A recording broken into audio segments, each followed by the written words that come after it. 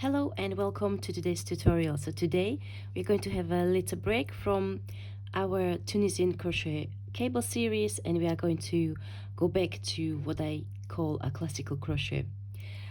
So we are going to be looking at the waffle stitch pattern. This is a beautiful stitch pattern which is perfect for beginners.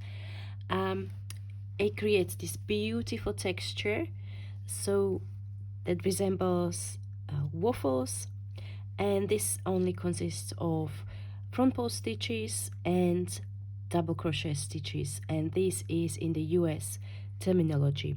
And surprisingly, it is only 2-row repeats, so it's perfect if you would like to have a project that you can just work on mindlessly while you are watching TV or listening to your favorite podcast, something just to have something to do with your hands without having to think about it too much. So I'm working on a design that incorporates a waffle stitch, so I thought, why not make a tutorial about it?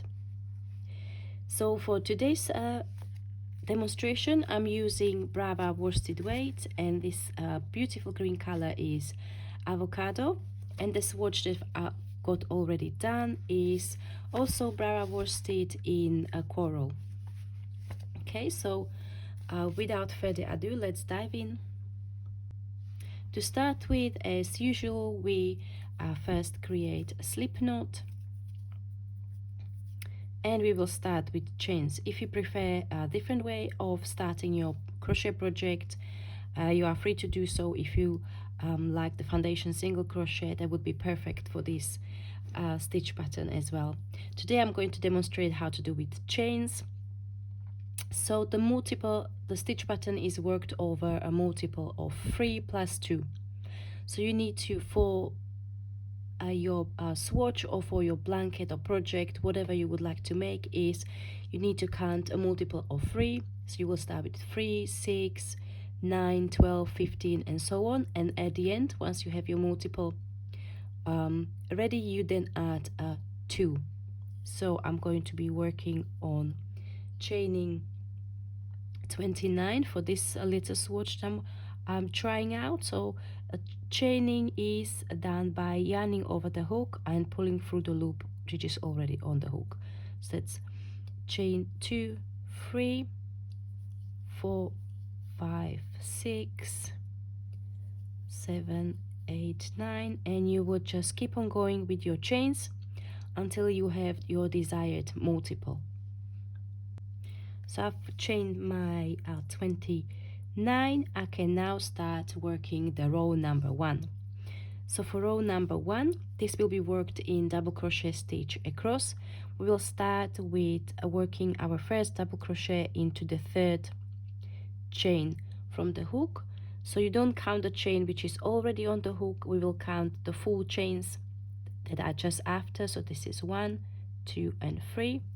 So we are yarning over, inserting the hook from front to back, yarn over, pull up a loop.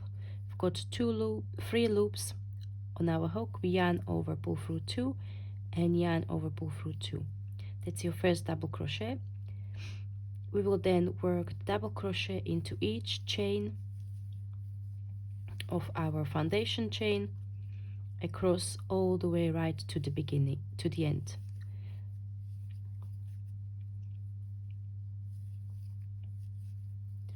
So I'm going to let you go ahead working your double crochet into your foundation chain, and I meet you at the end of the row number 1. Welcome back. So I'm at the end of row number 1. I now have the last chain to work my double crochet stitch into, like so. We then turn our work, and you can chain 2 or 3, it's up to you. So the standard for chaining when you work double crochet stitches is chain 3, but I find that sometimes the chains are a bit too loose or too tall, and that makes a kind of unsightly gap between the stitch and the turning chain. So that's what I like to do, is I like to just chain 2, but I make sure that the chains are a bit elongated. So worked with a little bit of tension that I would normally work them. And now we start row number 2, and this is the first row of our stitch pattern repeat. So for the row number 2, the first stitch that is worked is front post double crochet stitch. I know it sounds like a something very complicated, but all it is that instead of working the stitch into the top of the stitch of the previous row, we are going to work it around the post of the stitch. So what this does is this makes the stitch kind of come forward, so it starts creating your texture. However, it also means that that stitch is going to be a little bit shorter because it loses a bit of the length that would be there if you worked into the top of the stitch. So that's why some crocheters think that the waffle stitch pattern is quite yarn eater, and I don't think that it makes such a big difference that it would use like a lot more yarn. It definitely does use a bit more yarn. However, this is because the stitches are a bit shortened, so you need more rows to make up the length that you go for with your project. So we first yarn over the hook and then insert the hook from front to back to front. So you basically insert the hook behind your stitch, you will yarn over, pull up a loop, yarn over, pull through 2, yarn over, pull through 2.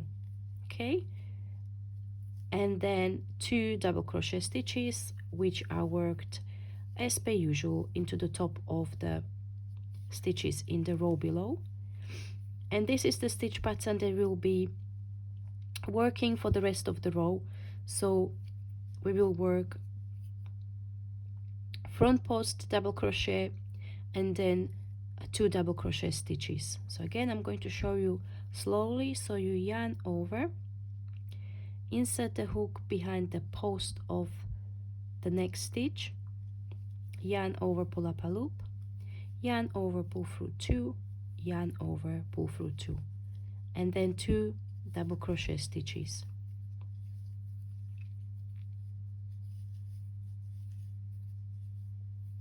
Okay, so I'm going to go and let you work this all the way across the row, and I'll meet you at the end of row number 2. So I'm at the end of row number 2, and we have 2 stitches left. You don't count the very first chains that you turned, so this wouldn't count as a stitch, so you have 2 stitches left. So you then work 1 more front post double crochet and a double crochet.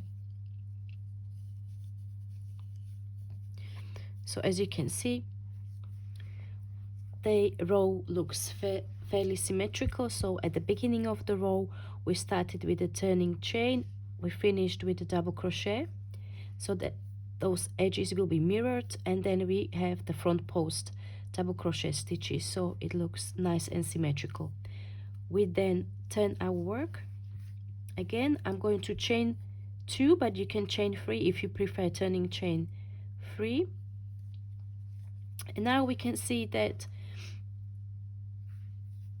the stitch that we worked as a front post double crochet is a little bit back, because working it as a front post double crochet brings it forward. So when you turn your work, that stitch appears to be at the back. So what we are going to do, we are going to start with double crochet.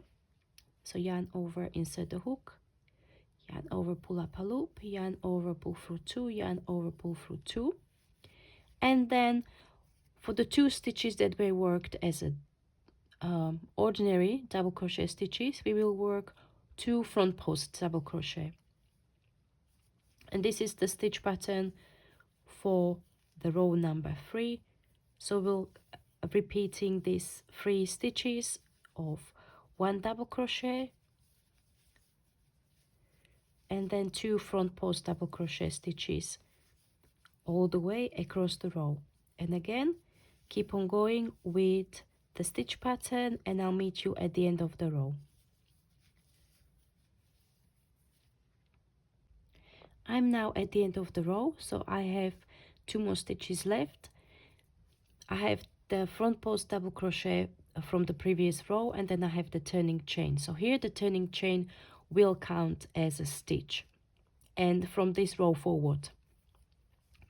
So the last 2 stitches that we worked were the 2 front post double crochet, so we will then work 2 more double crochet stitches, one into the stitch in the row below and then one into the turning chain. It depends whether you are turning 2 or 3, so this would be into the top loop, which would be the second or third loop of your chain, and then you turn your work, and then you will continue repeating rows number 2 and 3 for the length of your project, and you will finish on row number 2, which will give you more neat and symmetrical look. The top edge will then mirror the bottom edge.